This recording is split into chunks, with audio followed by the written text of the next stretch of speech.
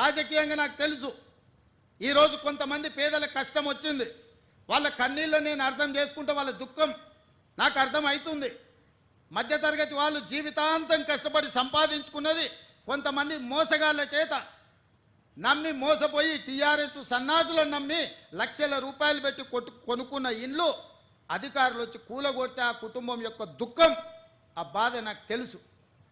కానీ ఇట్లనే వదిలేసుకుంటూ పోతే ఇవాళ చెరువులను ఆక్రమించుకొని నాలాలను ఆక్రమించుకొని మూసీని ఆక్రమించుకుంటే ఈ సమస్యకు పరిష్కారం ఎక్కడ?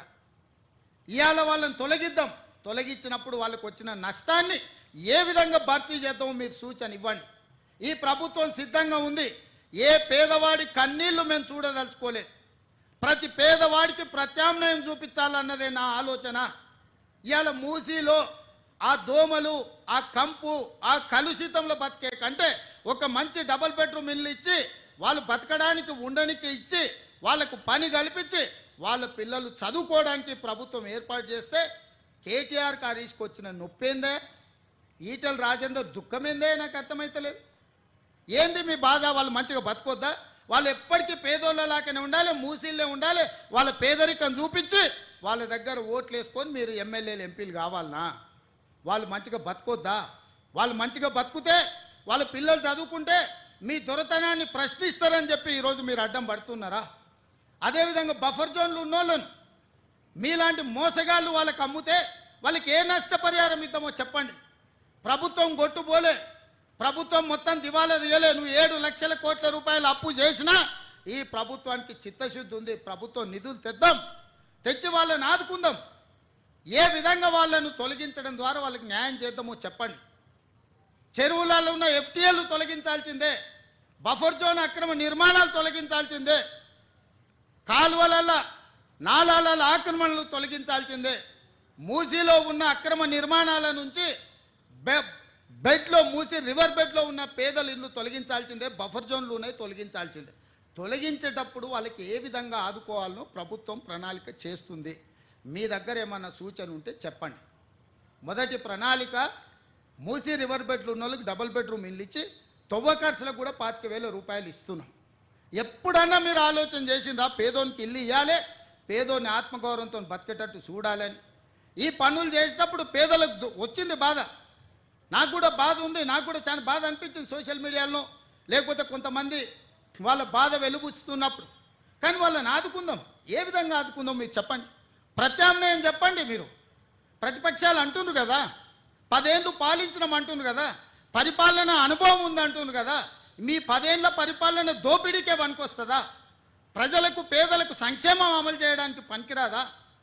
రాజేందర్ గారు నరేంద్ర మోడీ గారిని అడగండి, ఈ పేదలను ఎట్లా ఆదుకుందామో నిధులు తెద్దాం.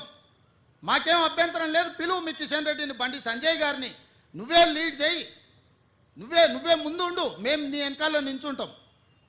10 ఏళ్ళు మంత్రిగా చేసినావు కదా రాజేందర్ గారు, రాష్ట్రంలో నీకు అనుభవం ఉంది కదా, ఈరోజు ఎంపీ కదా, మీ నాయకుడు నరేంద్ర మోడీ ప్రధానమంత్రిగా ఉన్నాడు కదా, నువ్వే మా ముందోర్సలు నిలబడి మేము మీ వెనకాల ఉంటాం. నా మొత్తం మంత్రివర్గాన్ని తీసుకొని వెనకాల వస్తాం, మోడీ దగ్గరకు పోదాంపా, ఓ 25,000 కోట్ల రూపాయలు ఇప్పి. ఎవరు వద్దన్నారు? లేదు, ప్రభుత్వం ఏం చేయాలనో చెప్పు. ఇల్లు లేని పేదవాడికి ఇల్లు ఇవ్వడం నేరమా? వాళ్ళ పిల్లలకు చదువు చెప్పించడం నేరమా? వాళ్ళ ఇల్లు తరలించడానికి 25,000 రూపాయలు వాళ్ళకి తోవ ఖర్చులకు ఇవ్వడం నేరమా? అవి చేస్తుంటే మీరు ఎందుకు అడ్డం పడుతుర్రు? బఫర్ జోన్లు ఉన్న వాళ్ళకి కూడా ఒకవేళ 2 అంతస్తులు ఇల్లు ఉంటే వాళ్ళ నష్టపరిహారం ఏం చేద్దామో చెప్పండి. మీరు వాళ్ళని తొలగించొద్దు. వాళ్ళ జీవితాలు ఎప్పుడు మూసిల్నే ఉండాలి, ఆ మురికిలోనే మునిగిపోవాలి, ఆ మురుగులోనే చచ్చిపోవాలనా?